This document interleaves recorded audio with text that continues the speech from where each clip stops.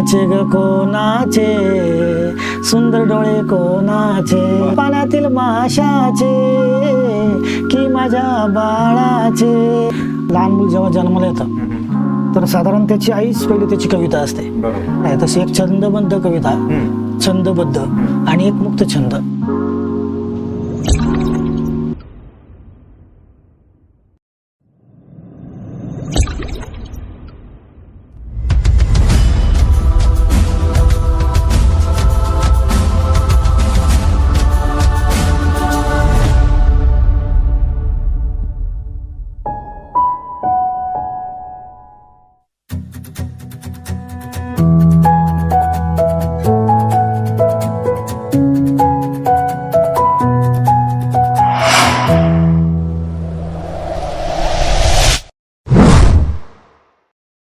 नमस्कार मित्रांनो, teacher think tank यामध्ये सहर्ष स्वागत.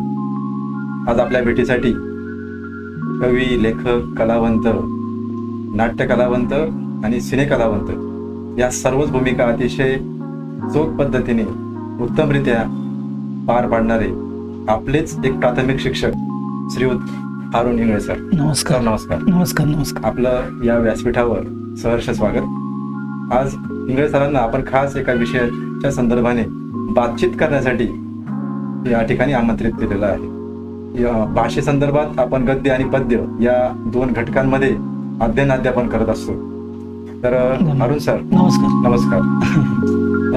पहिल्यांदा असं सांगा की कवितेचं जे अध्ययन आपल्याला करावं लागतं तर ते एक शिक्षक म्हणून मला कशा पद्धतीने केलं पाहिजे, त्या कवितेकडे कसं पाहिलं पाहिजे आणि त्या कवितेचं इनपुट देताना विद्यार्थ्यांकडून जे काही आउटपुट अपेक्षित असतं त्या संदर्भाने आपल्याला काय सांगता येईल, नेमकी कविता म्हणजे काय?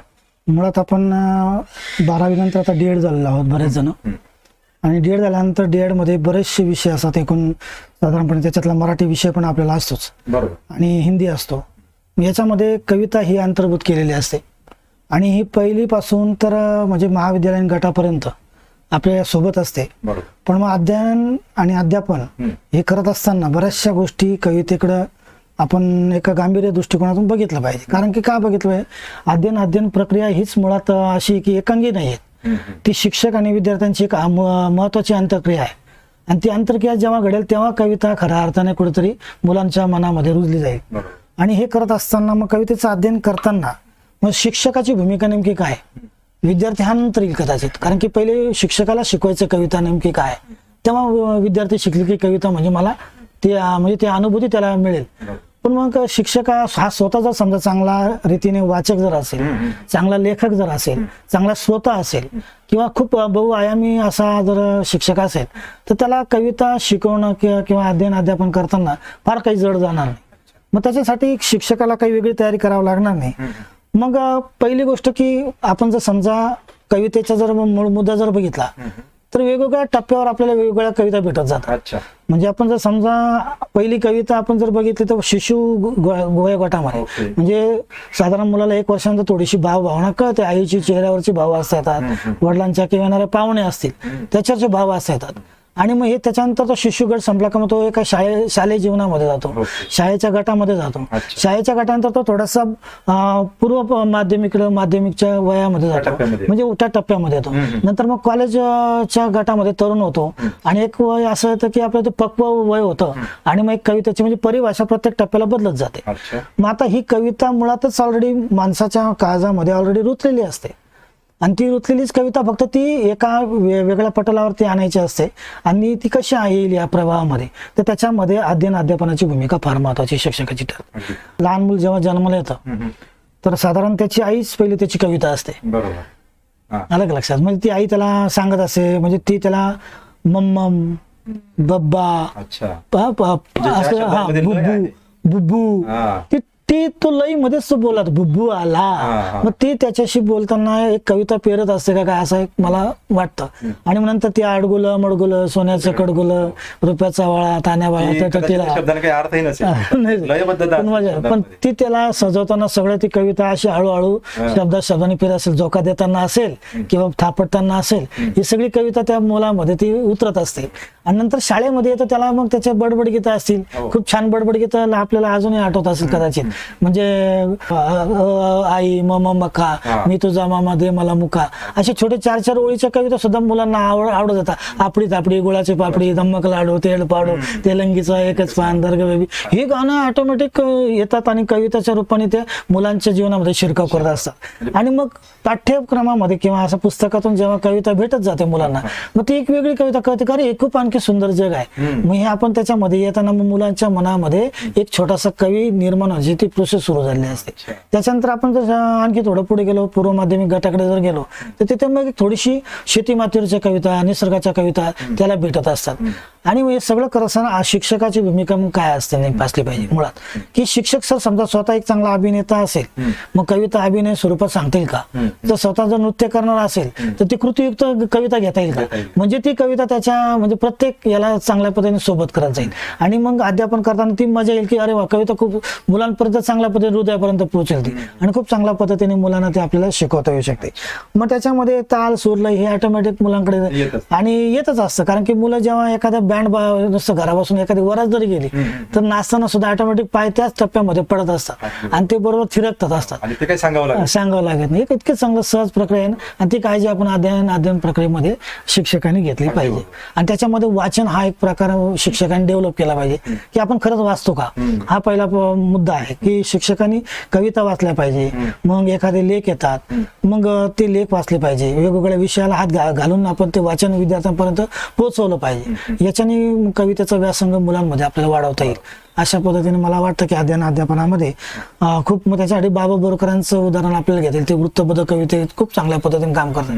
कवी ग्रेस आहेत, सुरेश भट आहेत, यांनी खूप चांगल्या पद्धतीने मुक्त छंदाच्या कविता आहेत. मग आपल्याला कवितेचे खूप प्रकार आपल्याला हाताळावे लागले. पाठ्यपुस्तकांमध्ये सुद्धा कवितेचे विविध प्रकार हाताळलेले आहेत. शिक्षक म्हणून आपण तेवढं तितकंसं लक्ष तिकडे देत नाही की ही कविता कोणती आहे, श्रावण मासी असेल किंवा काय.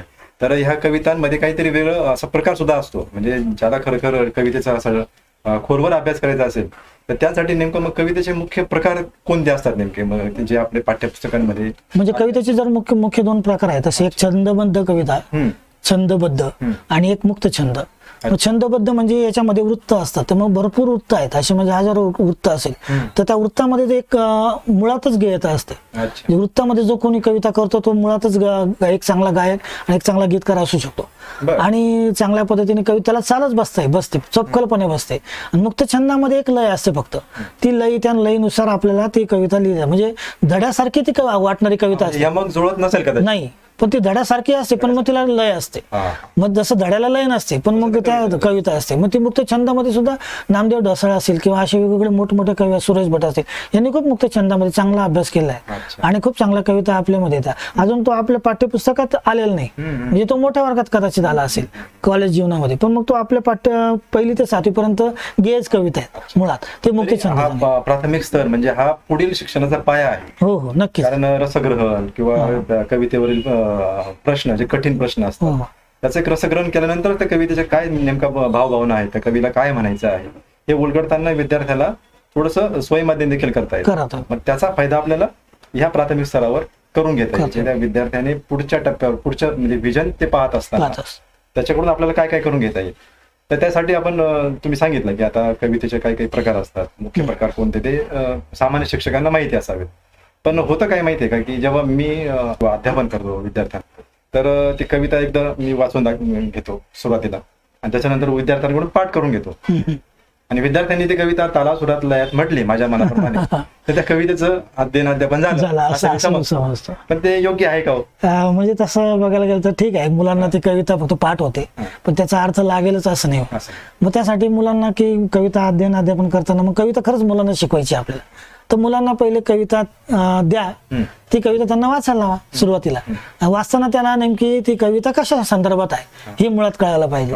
म्हणजे ती निसर्गावर आधारित आहे, शेतकऱ्याची व्यथाची आहे की एखाद्या पाण्यावरची कविता आहे, काय कसल्या आणखी इतर संदर्भात आहे. ही कविता मुलाला जेव्हा सांगता येईल मग याचा अर्थ खऱ्या अर्थाने त्याला कळते कविता कळाली. म्हणजे आता कविता त्यांनी वाचली पण ती कशावर बेतलेली कविता आहे ही त्याला कळाली.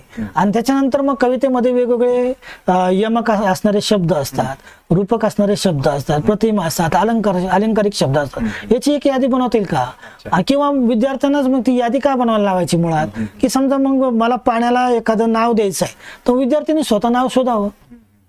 आलं का लक्षात? किंवा चंद्राला भाकर म्हणतात, काही कवींनी मांडले भाकरीचा चंद्र, म्हणजे भाकरी सारखा दिसणारा चंद्र असू शकतो का? मग मुलांना नेमके काय ते संदर्भ हा मग ते त्यांना कळतं की अरे हे काहीतरी वेगळं आहे, नुसता चंद्र नाही तो भाकरीचा चंद्र, काय मस्त वाटतं ते म्हणायला. मग त्याच्यातून ती कवितेची म्हणजे गोडवा वाढत जातो, गोडी निर्माण होते. कवितेची मध्यवर्ती कल्पना असं सुद्धा एक प्रश्न खूप वापर आपण करत असतो, किंवा शिक्षकांना तो माहित असतो बऱ्यापैकी की त्या कवितेची मध्यवर्ती कल्पना नेमकी काय आहे हे आधी शिक्षकांनी थोडस समजून घेतलं पाहिजे. आणि मग ते कवितेचं अध्यापन करताना मग त्या कवितेमध्ये नेमकं त्या कवीला काय म्हणायचं आहे हे तो एक ओळीनुसार किंवा शब्दानुसार ते उलगडत समोर ते मांडत असतो, चित्र निर्माण करत असतो.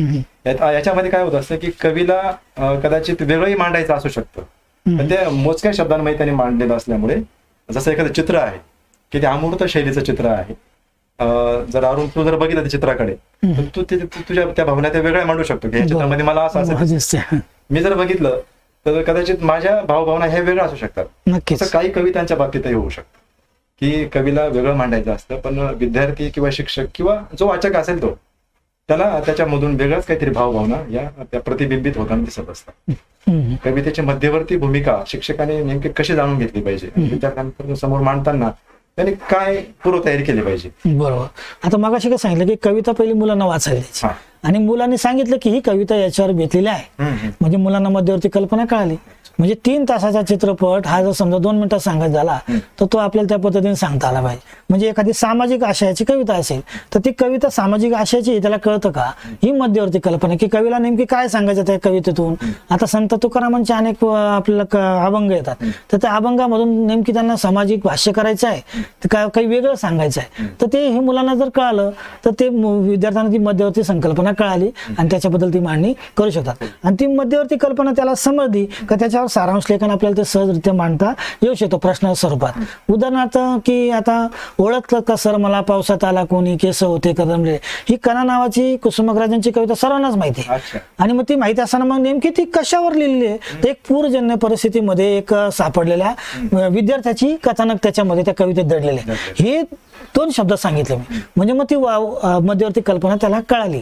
आणि मग त्याच्याही पलीकडे जाताना जेव्हा आपण विद्यार्थ्यांना सांगतो की ही कविता तुम्हाला कळाली, मग आता याच्यामध्ये काय काय बारकावे आलेले आहेत मग ते सांगा बरं, मग काय नेमकी घटना घडली असेल, मग त्या घटनेचं विश्लेषण मुलं करायला लागतात, म्हणजे खऱ्या अर्थाने कविता त्यांना ती समजत असते. अशा पद्धतीने आपल्याला विद्यार्थ्यांना सांगता येईल. आणि भावभावनेचा उल्लेख मग त्याच्यामध्ये मुळातच कवितेच्या अनुषंगाने जर बघायला गेलं तर माणसाला भावभावनेचा हा म्हणजे माणूसच भावभावनेने घडलेला असतो. मग नवरसांचा एक उल्लेख याच्यात करावा असं वाटतो की म्हणजे नाट्य क्षेत्रात असेल किंवा लिखाणामध्ये नवरसांचा वापर केला जातो आणि त्या अनुषंगाने ती कविता कोणत्या धाटणीची आहे, म्हणजे हास्य कविता आहे म्हणजे किंवा रौद्र कविता आहे की रडवणारी कविता आहे म्हणजे करुण रसाची कविता आहे की आणखी काही शृंगार रसाची कविता आहेत. अशी जर रस आपल्याला माहिती असेल तर त्या अनुषंगाने तो विद्यार्थी त्या दृष्टीने बघतो आणि त्याच्यात ती पेरणी तो करत असतो आणि ती मांडणी त्याच्यामध्ये तो मांडत असतो. अशा पद्धतीने आपल्याला कवितेतला मुळात म्हणजे शिक्षकाला माहिती पाहिजे की ही कवितेचा नेमकी कोणता प्रकार आहे. जर कविता जर समजा मला पोवाडा जर आलाय आणि तो पोवाडा जर मी मिळमिळ सादर जर करणार असेल म्हणजे माझा आवाजात धारधरपणाच नसेल पोवाडा सादर करणार तर त्या कवितेला अर्थ नाही राहत मुळात. म्हणजे तो भाव ओतला गेला पाहिजे, तो शायरी थाटातच ती कविता झाली पाहिजे. आलं का लक्षात? एखादी रडणारी कविता असेल की साधारणपणे वैरी नको नको मला खाऊ वैरी पावसानं नेला माझा भाऊ, ही जी कविता आहे ही सांगताना आपण त्या आणखी इंटेन्सिटीने जर एकदम रडावलेल्या भाषेत जर ती म्हटली तर ती एक वेगळी इम्पॅक्ट मुलांमध्ये पोहोचतो. अरे खरंच सरांना किंवा हांबरून वासराला चाटती जवा गाय तेव्हा ही कविता आहेत आपल्या पाठ्यपुस्तकामध्ये, तर ते खरंच आईचं चित्र डोळ्यासमोर उभं राहिलं पाहिजे आणि अशीच वाचन त्याच्यामध्ये झालं पाहिजे. आणि मग अशा विद्यार्थ्यांसमोर जर शिक्षकांनी जर मांडणी केली तर नक्कीच त्याचा रसास्वाद आपल्याला चांगल्या पद्धतीने घेता येऊ शकतो. कविता ही नवरसांवर आधारित असते हे आम्हाला कळलं. कवितेचा मुक्त छंद आणि अजून एक वृत्तबद्ध हे 2 मुख्य प्रकार असतात हे आम्हाला कळलं. आणि त्याच्या अवतीभोवती कविता फिरत असते. बरोबर. आणि गद्याचं कसं असतं की त्याच्यामध्ये शब्दप्रपंच हा भरपूर असतो. हो. तसं कवितेचं म्हणजे आटोपशीरपणा असतो. बरोबर. एक प्रतितयश कवी असे तुमची एक ओळख पूर्ण महाराष्ट्रभर आहे. आणि स्वतःचा एक काव्यसंग्रह देखील प्रकाशित झालेला आहे, ओंकार मातीचा. आणि हा एक व्यावसायिक व्यासपीठावरील म्हणावा लागेल ओंकार मातीचा. पण त्याचबरोबर तुम्ही शाळेत एक शिक्षक म्हणून काम करतात, त्याच्यामुळे विद्यार्थी आहेत, अप्रगत विद्यार्थी आहेत, त्या अप्रगत विद्यार्थ्यांसाठी अक्षरचित्रे नावाचं एक पुस्तक तयार केलेलं आहे.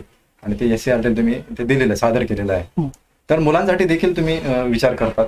त्याच्यामुळे तुमची एक छंद जोपासत असताना तुमचं संपूर्णपणे शाळेच्या विद्यार्थ्यांसाठी मला काय करून घेता येईल किंवा त्यांच्यासाठी काय करता येईल हा देखील विचार तुमच्या मनामध्ये असतो.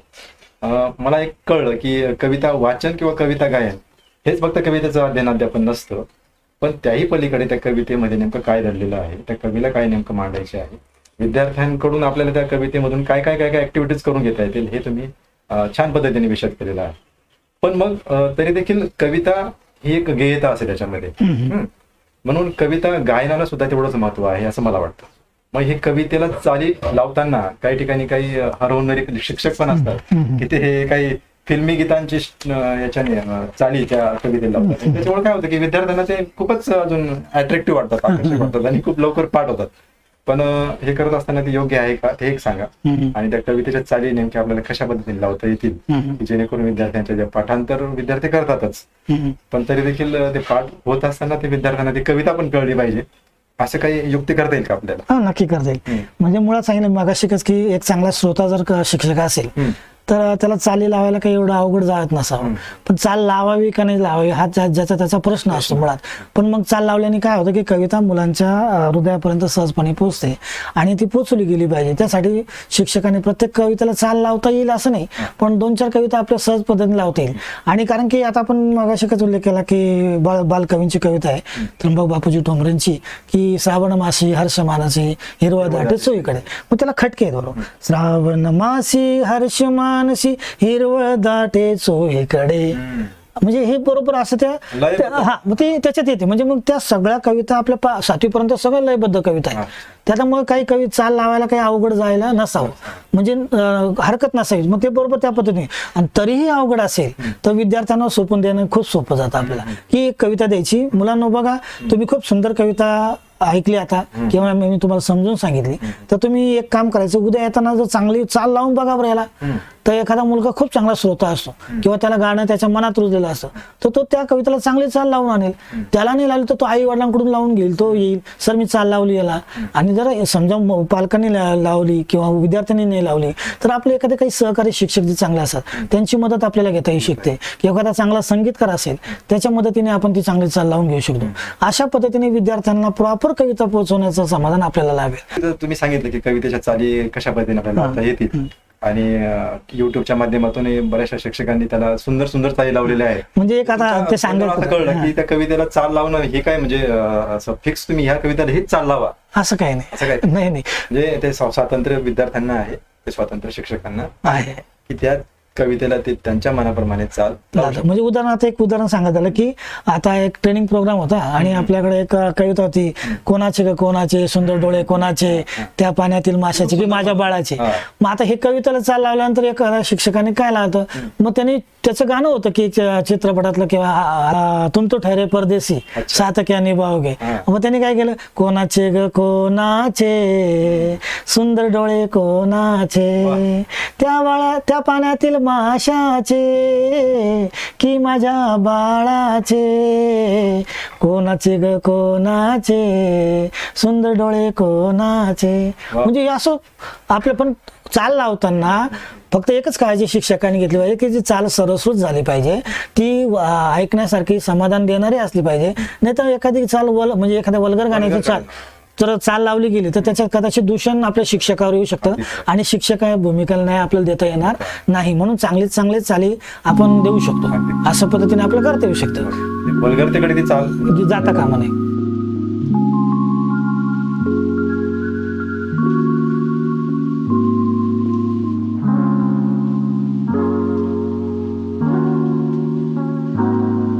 काही विद्यार्थी कवी होऊ शकतात नक्कीच नक्कीच. तर मग हे बीज त्यांच्यामध्ये मला जर पेरायचं असेल तर तो मग काय करायचं? अच्छा, खूप चांगला प्रश्न आहे हा मुळात, की कवितेच्या ओळी पूर्ण करा. हा प्रश्न मला नाही आवडत. म्हणजे तो परत कुठे आला की पाठांतराकडे आला, म्हणजे तो उडून चढून ते पाठ करून ते ओळी पूर्ण करणार. पण त्याला जर समजा ह्या कविता सारख्याच 2 ओळी लिही तर मला बरं वाटत की तो कवी होईल. भाकरी ती निमिषी मी फडक्यात बांधून घे, तू फडक्यात बांधून घे, अंगावरच्या कापडाला चिंध्या सांधून घे, थोड्या चिंध्या सांधून घे, तरी काळजाच्या कुपीमध्ये गरिबीची सय, ठेव गरिबीची सय, खूप शिकव पोरी तू असं खूप मोठं वय.